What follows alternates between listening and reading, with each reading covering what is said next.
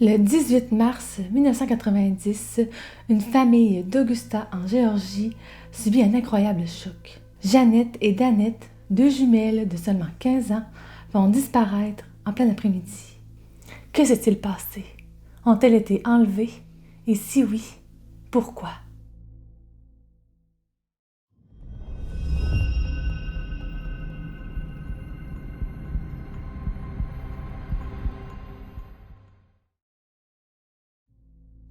Bonjour tout le monde, bienvenue sur notre chaîne. Moi c'est Mélie pour Mélissa et moi c'est Mélo pour Mélodie. Aujourd'hui, on fait découvrir une histoire troublante et mystérieuse, celle des jumelles Millbrook. Une disparition effroyable et inquiétante qui reste malheureusement encore aujourd'hui irrésolue. Et tenez-vous bien car leur histoire ne peut pas vous laisser indifférent. Nous, en tout cas, elle nous a profondément choqués, fâchés même. Une enquête bâclée, vite bouclée. Et une famille qui crie encore à l'injustice. Car oui, encore aujourd'hui, les policiers refusent de faire avancer l'affaire. Lançons-nous tout de suite dans cette disparition.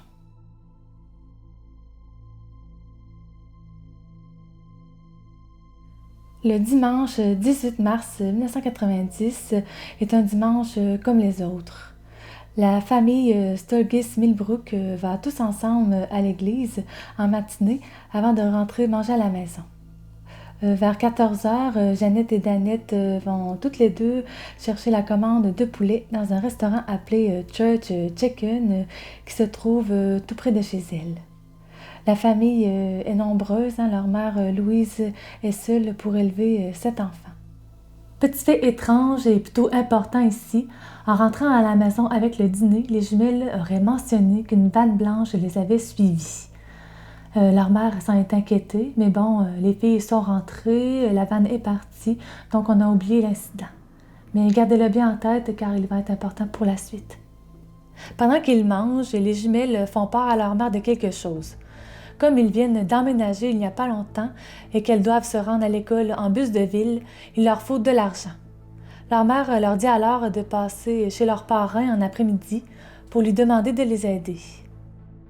Jeannette et Danette quittent donc leur maison sur Corner Circle en cet après-midi-là pour se rendre chez lui qui habite à quelques maisons de chez elle sur Forest Street. C'est à peu près 40 minutes de marche. Les filles s'y sont bien rendues. Leur parrain leur a remis l'argent pour l'autobus. Il leur a même donné un petit montant supplémentaire pour qu'elles puissent s'acheter des gâteries sur le chemin du retour. Elles auraient quitté son domicile aux alentours de 16 heures. Et c'est là que les choses se compliquent. La famille aurait appris plus tard par d'autres membres de la famille que les jumelles auraient fait 3 arrêts en chemin de leur parrain à chez elles. En sortant de chez leurs parrains, ils auraient fait un premier arrêt chez une cousine habitant sur Tim Copeland. Ils auraient demandé à leur cousine de les raccompagner à la maison, mais la mère de cette cousine aurait refusé puisqu'il allait bientôt faire sombre. Les jumelles seraient reparties et se seraient arrêtées pour un deuxième arrêt chez leur grande sœur habitant sur Pickett Avenue pour demander la même chose.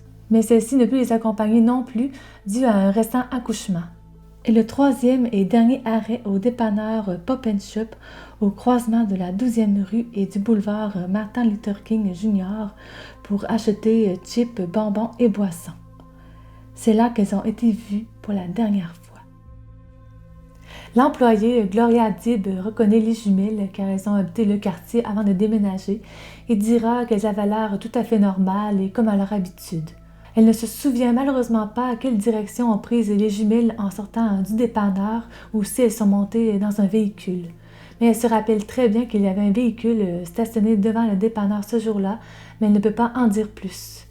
Il était aux alentours de 16h30.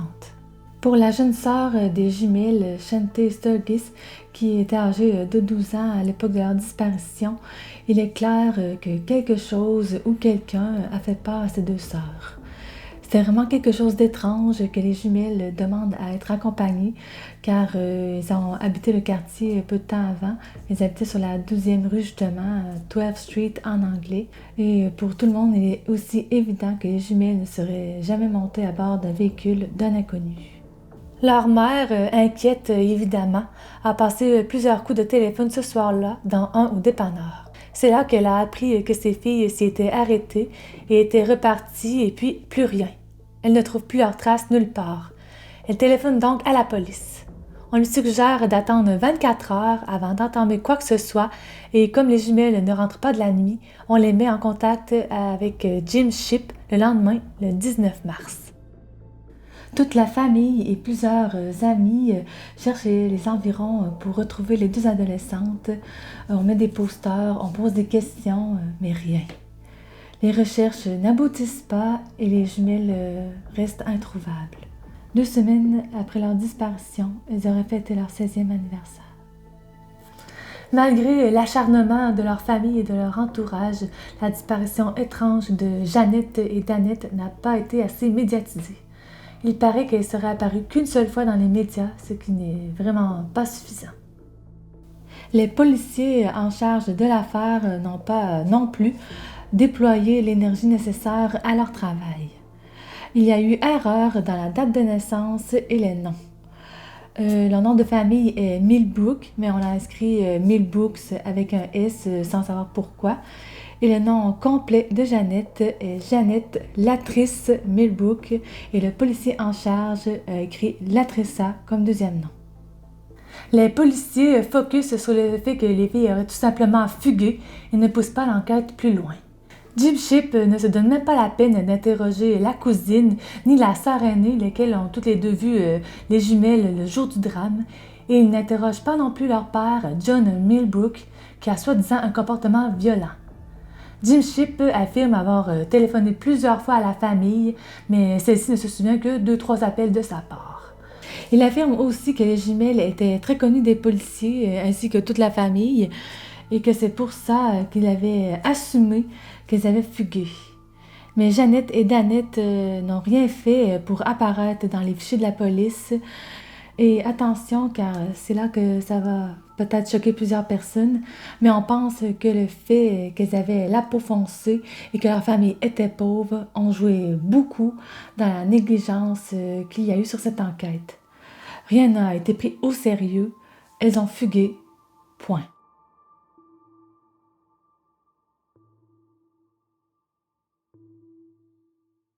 C'est pourquoi, le 8 avril 1993, on décide de fermer le dossier. Leur jeune sœur Shante se souvient même que Jim Shipp a contacté le National Center for Missing and Exploited Children, NCMEC, pour leur dire d'effacer les noms de Jeannette et d'Annette de leur base de données, sans plus d'explications à la famille. Et on leur dit tout simplement, et ça on comprend pas très bien, que les filles ont été retrouvées. Et qu'à 17 ans, elles sont libres ou non de rentrer à la maison. Mais les policiers n'en disent évidemment pas plus. Jim Shipp affirme que certaines personnes ont confirmé avoir vu les jumelles et que c'est pour cette raison qu'il a fermé le dossier. Sans preuve. Comme ça. Et les documents d'origine de l'enquête seront par la suite perdus. De la négligence totale.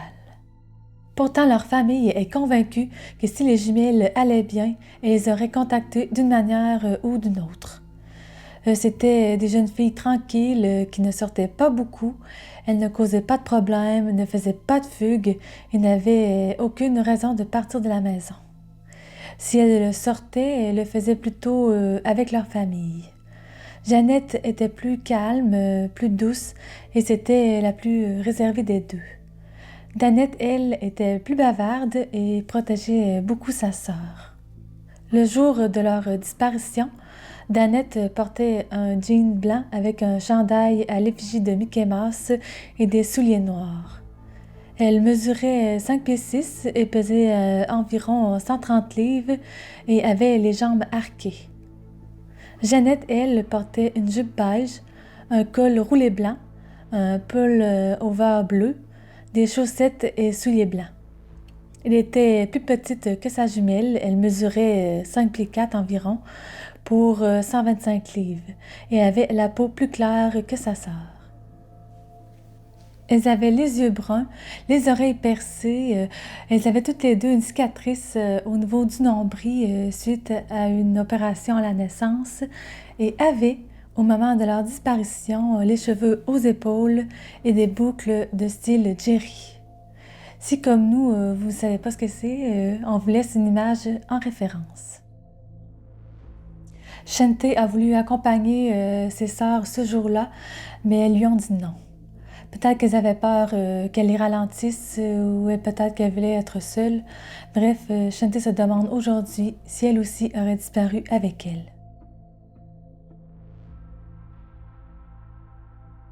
Le 25 janvier 1995, des restes humains vont être découverts. Il s'agirait d'une femme noire non identifiée qui serait décédée pour cause d'homicide entre 1990 et 1992. Suite à une reconstitution faciale de la victime, la famille croit fermement qu'il pourrait s'agir de Janet. Pourquoi pas d'Annette? En tout cas, on ne le sait pas. Mais les policiers du département du shérif du comté de Richmond, sans raison valable, leur assurent que ce ne sont pas les ossements d'une des jumelles. Mais comment le savent-ils? Ils n'ont même pas l'ADN des jumelles. Mais pour les policiers, l'affaire est classée. Souvenez-vous, d'Annette et Janet ne font plus partie de la base de données. La famille devra attendre plus de 20 ans pour avoir des réponses lorsque des tests d'ADN seront effectués avec l'ADN de la famille. Et en effet, il ne s'agit ni de Dannette ni de Janet.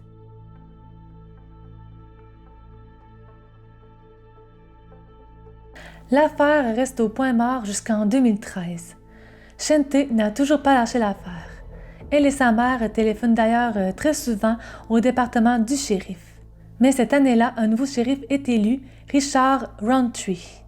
Il est le premier shérif noir à être élu. Shante décide de contacter son équipe pour relancer l'enquête. Et on décide enfin de rouvrir l'affaire. Les nouveaux policiers en charge n'en reviennent pas lorsqu'ils découvrent que non seulement le cas a été fermé trop vite, mais qu'il manque des documents.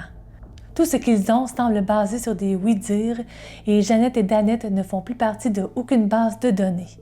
Ils repartent de zéro. Janet et Dannette réintègrent donc les bases de données de recherche et le NCMEC, National Center for Missing and Exploited Children, décide de mettre à jour des portraits vieillis des jumelles. On prend aussi l'ADN de quelques membres de la famille et on découvre qu'ils ne matchent avec aucun corps non réclamé.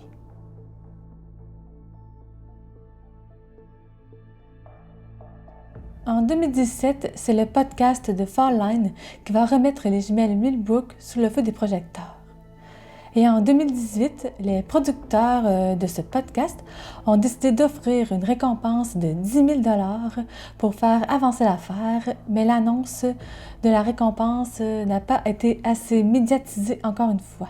Peu de temps après, les producteurs d'un autre podcast, Unresolved, se sont associés à eux pour une collecte de fonds visant à créer un panneau d'affichage annonçant une récompense.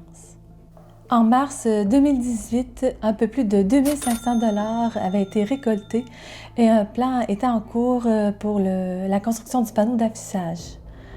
Un GoFundMe a été créé en 2019 pour le garder en place et en 2022, il y était toujours. Un documentaire sorti en 2019, The Disappearance of the Millbrook Twins, évoque le possible fait que les jumelles auraient été déposées chez leur père habitant sur la 3e avenue et que ceux-ci seraient impliqués dans l'affaire. Mais on y reviendra plus tard. Père et fille se voyaient de temps en temps, ils avaient peu de contact et le père semblait très peu impliqué dans la vie de ses filles. Il semblait aussi très peu impliqué dans les recherches suite à leur disparition, alors que ce sont ses propres filles. Il ne voulait pas parler à la police et lors du tournage du documentaire en 2019, il était atteint de démence et il est maintenant aujourd'hui décédé. Le cas de Janet et Dannette Millbrook, mieux connu aussi sous le nom de Millbrooks, n'est à ce jour malheureusement pas résolu. Elle figure toujours sur la page des personnes disparues du bureau du shérif du comté de Richmond et leur sœur Shante continue de se battre pour faire connaître leur histoire. Shante s'occupe de la page Facebook Missing Dannette et Janet Millbrook.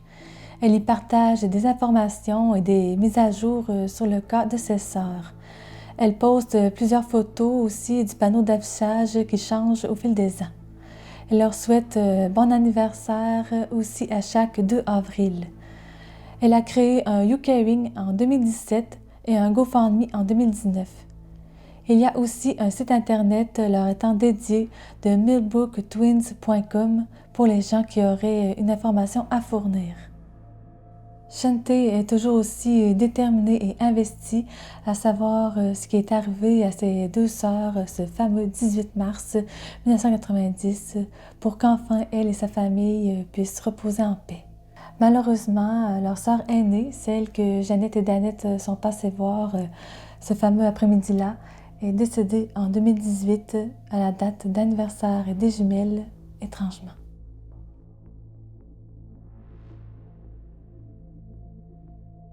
Voici les 3 hypothèses qui sont sorties depuis 2013. La première. Augusta, en Géorgie, est le siège d'un tournoi de golf très important, connu mondialement, de Masters Golf Tournament. Cette seule semaine d'avril est une partie importante des revenus d'Augusta, mais cet événement n'apporte pas que du bien à la ville. Chaque année, le bureau du shérif du comté de Richmond reste à l'affût des signes de trafic sexuel. Il surveille les hôtels, les bars, les restaurants, tout. Et il faut garder malheureusement cette hypothèse en tête concernant les jumelles Millbrook. Augusta est aussi près de la rivière Savannah et de la Californie du Sud et située près de plusieurs autoroutes importantes qui connectent à plusieurs grandes villes. Il serait donc facile pour un kidnappeur d'emprunter ces autoroutes pour disparaître facilement. Et la deuxième hypothèse est Joseph Patrick Washington. Joseph était violeur et tueur en série qui sévissait justement dans le quartier où les jumelles ont disparu. Il menaçait des jeunes femmes et des jeunes filles à l'aide d'un pistolet pour les obliger à monter à bord de son véhicule où il les emmenait à un autre lieu pour les agresser et les violer. Une de ses victimes aurait même disparu tout près du dépanneur Pop & Shop, le dépanneur où sont passées les jumelles Millbrook en cette journée de mars. Et ces victimes se ressemblaient étrangement. C'étaient toutes de jeunes femmes noires avec de cheveux courts comme les jumelles. Il fut arrêté en 1993, mais comme à l'époque le dossier des jumelles Millbrook avait été fermé, personne n'a fait le lien. Au total, il aurait fait 5 victimes, dont 2 seulement auraient survécu. Il est mort en prison en 1999, emportant peut-être avec lui le secret de la disparition des jumelles Millbrook. Et ce Joseph en question, tenez-vous bien, habitait tout près de John Millbrook, le père des jumelles, qui lui aussi serait peut-être impliqué dans des affaires louches. Il paraît qu'il serait lié au domaine de la drogue. Ce qui nous amène à notre troisième et dernière hypothèse. Dans le documentaire de 2019, The Disappearance of the Millbrook Twins, qu'on vous suggère fortement d'ailleurs, il paraît qu'un prisonnier aurait déclaré avoir des informations concernant la disparition de Jeannette et Danette. Que celles-ci seraient montées dans la fameuse vanne blanche. Vous vous souvenez de la fameuse vanne blanche qui les avait suivies en matinée et qui les aurait sûrement suivies aussi en après-midi. Bref, elles seraient montées à l'intérieur de la vanne blanche à la sortie du dépanneur pour se rendre chez leur père, là où aurait eu lieu un accident impliquant des gens du domaine de la drogue. Mais rien n'a pu être confirmé car selon les policiers, ces propos ne tenaient pas debout, il y avait des incohérences et les policiers croient qu'ils racontent un véritable double meurtre qui s'est réellement produit, mais sans être celui des jumelles Millbrook. De son côté, le prisonnier en question, lui, affirme que les policiers l'obligent à dire qu'il ment. Comme vous pouvez voir, cette histoire est assez complexe et mystérieuse. Il y a quand même plusieurs hypothèses. Malheureusement, plusieurs indices ont été négligés et perdus en cours de route. On espère quand même qu'un jour la famille trouvera des réponses à leurs questions, qu'ils découvriront ce qui s'est vraiment passé ce fameux jour de mars pour qu'ils aient enfin l'esprit tranquille. Si elles étaient encore vivantes aujourd'hui, en 2024, elles auraient fêté leurs 50 ans. Ça fait donc 35 ans qu'elles ont disparu. Si par chance vous avez une quelconque information, s'il vous plaît, informez Shinte via sa page Facebook qu'on va vous mettre dans la barre de description. Chaque année, il y a des gens qui disparaissent et toute la famille, leur entourage, leurs amis en sont affectés. Donc, serrons-nous les coudes pour en retrouver le plus possible. On espère quand même que vous avez aimé cette vidéo. Et si c'est le cas, faites-nous le savoir par un petit pouce ou un commentaire. Et sur ce, portez-vous bien. Et on se voit dans une prochaine vidéo. Bye!